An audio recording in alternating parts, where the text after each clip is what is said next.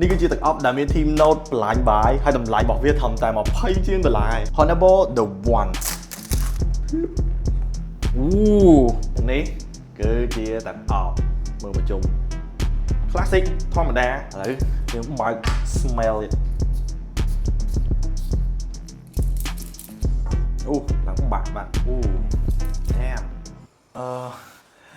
ខ្ញុំនិយាយមិនចេញនេះបាញ់ចេញមកដំបងដូចយើងទៅចំការតែមួយគេដាំតែផងគេដាំ jasmine ផងហើយនៅលើដីអញ្ចឹងបុកសរុបអាហ្នឹងចូលមកជាមួយគ្នាអញ្ចឹងណាតែហ្នឹងវាជះថ្នមនៅក្រោយខ្នងហើយវាចាប់អាផ្លិនទាំងអស់ហ្នឹងចងចូលគ្នាជាប់ឲ្យវា smooth blend together អញ្ចឹងណា performance របស់វានៅក្នុងអ៊ីនធឺណិតវា quite solid សម្រាប់តម្លៃប៉ុណ្ណឹងសម្រាប់ project ថារបស់វាអត់ស្រែករ attention ហ្មងទេតែអ្នកដែលដើរចិត្តយើងនឹងដឹងនិយាយទៅនេះគឺជាទឹកអប់ដែល fresh ត្រូវម៉ាច់ហ្មងក្តៅផងភ្លៀងផងសម្រាប់ T note ដែលមានតម្លៃប៉ុណ្នេះ don't say that I didn't put you on